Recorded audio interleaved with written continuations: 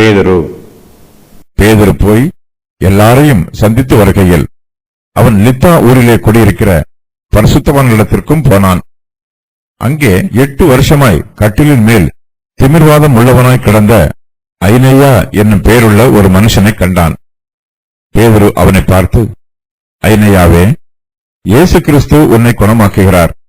நீ எழுந்து உன் படுக்கையை நீயே போட்டுக்கொள் என்றான். உடனே அவன் எழுந்திருந்தான். லித்தாவிலும் சாரோனிலும் குடியிருந்தவர்கள் எல்லாரும் அவனை கண்டு கர்த்தரிடத்தில் திரும்பினார்கள். லித்தா. பேதுரு போய் எல்லோரையும் சந்தித்து வருகையில் அவன் லித்தா ஊரிலே குடியிருக்கிற பரிசுத்தவான்களிடத்திற்கும் போனான். யூதேயா, கலிலேயா, சமாரியா நாடுகளில் எங்கும் புதிய சபைகள் ஸ்தாபிக்கப்படுகிறது. பேதுரு எருசலேமில் இருந்து புறப்பட்டு போய் சபைகளில் உள்ள விசுவாசிகளையெல்லாம் சந்தித்து வருகிறான். பேதுரு ஒரு அப்போஸ்தலன். அவன் ஒரு ஸ்தல சபையில் போதகராக ஊழியம் செய்யவில்லை. பேதுரு தன்னுடைய ஆண்டவராகிய இயேசு கிறிஸ்துவை போல எல்லா இடங்களுக்கும் நன்மை செய்கிறவனாக சுற்றி அலைகிறான். எல்லா இடங்களிலும் கிறிஸ்துவின் சுவிசேஷத்தை பிரசங்கம் பண்ணுகிறான். பேதுரு பல சபைகளுக்கு போனாலும் அவனுடைய ஊழியத்தின் தலைமை ஸ்தாபனம் எருசலேமில் இருக்கிறது. பேதுரு எருசலேமில் சிறைச்சாலையில் காக்கப்படுகிறான். பேதுரு ஒவ்வொரு ஊராக போகும்போது அவன் லித்தா ஊரிலே குடியிருக்கிற பரிசுத்தவான்களிடத்திற்கும் போகிறான். இயேசு கிறிஸ்துவை விசுவாசிக்கிறவர்கள் பரிசுத்தவான்கள் என்று அழைக்கப்படுகிறார்கள். இவர்கள் இந்த பூமியிலே பரிசுத்தவான்களாக இருக்கிறார்கள். கர்த்தரிடத்தில் விசுவாசம் வைத்து ஜீவிக்கிறார்கள். லித்தா எருசலேமுக்கு மேற்கில் 30 மைல் தூரத்தில் உள்ள பட்டணம். யோப்பாவிற்கு கிழக்கில் 10 மைல் தூரத்தில் அமைந்திருந்தது. ஐனேயா. அங்கே 8 வருஷமாய் கட்டிலின் மேல் திமிர்வாதம் உள்ளவனாய் கிடந்த ஐனேயா என்னும் பேருள்ள ஒரு மனுஷனை கண்டான். பேதுரு அவனை பார்த்து, ஐனேயாவே, இயேசு கிறிஸ்து உன்னை குணமாக்குகிறார். நீ எழுந்து உன் படுக்கையை நீயே போட்டுக்கொள் என்றான். உடனே அவன் எழுந்திருந்தான். லித்தா ஊரிலே ஐனேயா என்னும் பேருள்ள ஒரு மனுஷன் இருக்கிறான். இவன் 8 வருஷமாய் கட்டிலின் மேல் திமிர்வாதம் உள்ளவனாய் கிடக்கிறான். கொடிய வேதனை படுகிறான். ஒரே படுக்கையில் 8 வருஷமாக படுத்திருப்பதினால் இவனுடைய சரீரத்தின் தோள்களிலும் வியாதி வந்திருக்கும். எப்படியாவது தான் குணமடைய வேண்டும் என்னும் விருப்பம் ஐனேயாவின் உள்ளத்தில் இருந்திருக்கும். அவனுக்கு மாத்திரமல்ல, அவனுடைய உற்றார் உறவினரும் ஐனேயா சீக்கிரத்தில் குணமடைய வேண்டும் என்று விருப்பத்தோடு இருந்திருப்பார்கள். இயேசு கிறிஸ்து தம்முடைய ஊழிய காலத்தில் இப்படிப்பட்ட வியாதியஸ்தர்களை சந்தித்து அவர்களை சொஸ்தமாக்கி இருக்கிறார். மருத்துவர்களால் கைவிடப்பட்டவர்கள், மருத்துவ சிகிச்சையில் தங்கள் ஆஸ்திகளையே அழித்து போட்டவர்கள், எல்லோராலும் கைவிடப்பட்ட வியாதியஸ்தர்கள் ஆகியோரை இயேசு சொஸ்தமாக்கி தம்முடைய நாமத்தை மகிமைப்படுத்தி இருக்கிறார். ஐனேயா 8 வருஷமாய் திமிர்வாதம் உள்ளவனாய் கிடப்பதினால் சரீர பலவீனத்தோடு இருக்கிறான். நம்முடைய சரீரத்தில் நாமும் இவனைப் போல பலவீனமாக இருந்தால் கர்த்தரை நோக்கி விண்ணப்பம் பண்ணுவோம். கர்த்தர் தாமே நம்மை குணப்படுத்த வேண்டும் என்று கருத்தாய் ஜெபிப்போம். லித்தா ஊரில் இருக்கிற ஐனேயாவை பேதுரு பார்க்கிறான். அவனை பார்த்து, ஐனேயாவே, இயேசு கிறிஸ்து உன்னை குணமாக்குகிறார் என்று சொல்லுகிறான். பேதுரு இயேசு கிறிஸ்துவின் நாமத்தை சொல்லி ஜெபம் பண்ணுகிறான். குணமாக்குதல் என்னும் வார்த்தைக்கு பூரணமாக்குதல் என்று பொருள்.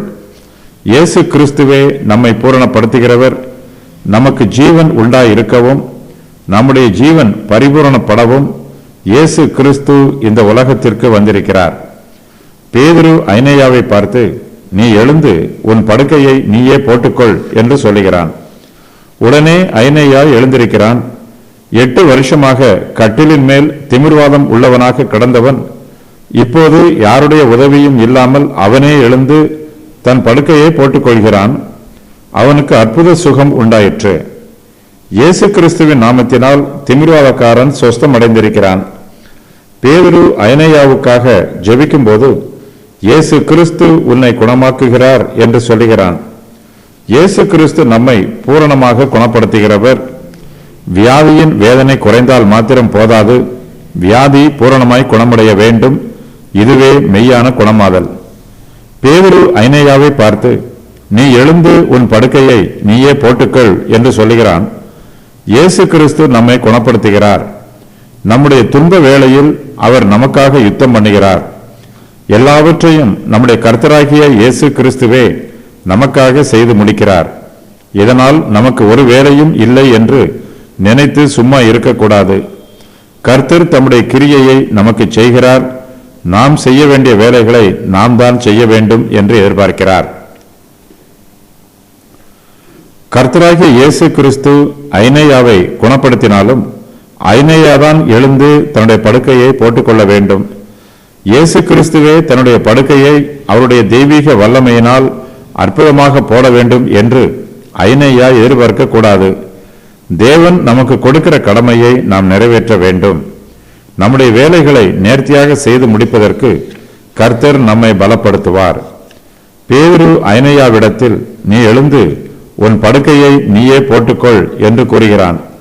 இதுவரையிலும் அவன் திமிர்வாதம் உள்ளவனாய் இருந்தான். அவனால் எழுந்து நடக்க முடியாது. ஆகையினால் அவனுக்கு படுக்கை தேவைப்பட்டது. இப்போதோ இயேசு கிறிஸ்து அவனை குணப்படுத்தி இருக்கிறார். இனிமேல் அவனுக்கு வியாதி படுக்கை தேவையில்லை. எப்போதாவது ஓய்வெடுப்பதற்கு தன்னுடைய படுக்கையில் படுத்தால் அவனுக்கு போதுமானது. கர்த்தர் வியாதி படுக்கையை ஓய்வெடுக்கிற படுக்கையாக மாற்றுகிறவர். பேதுரு இயேசு கிறிஸ்துவின் நாமத்தில் பேசின உடனேயே ஐனேயா தன் வியாதி படுக்கையில் இருந்து எழுந்திருக்கிறான். இயேசு கிறிஸ்து அற்புதமாக சுகம் அளிக்கிறவர், பூரணமாக குணப்படுத்துகிறவர். கர்த்தரிடத்தில் திரும்பினார்கள்.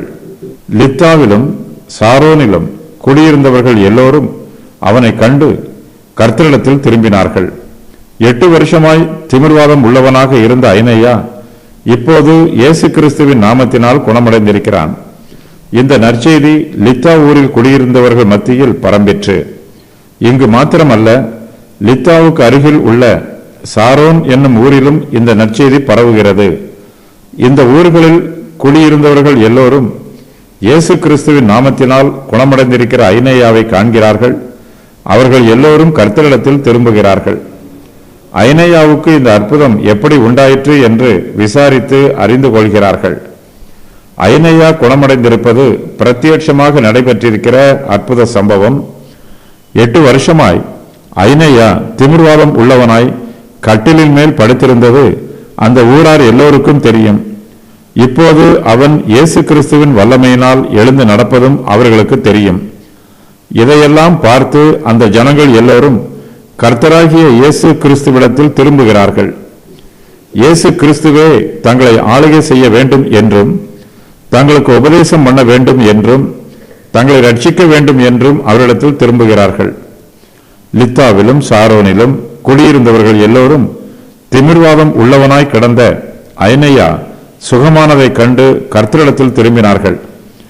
தெய்வீக சுகமாதல்களும் அற்புதங்களும் நடைபெறும் போது ஜனங்கள் கர்த்தரிடத்தில் திரும்புவார்கள். விசுவாசிகளுடைய விசுவாசம் வர்த்திக்கும்.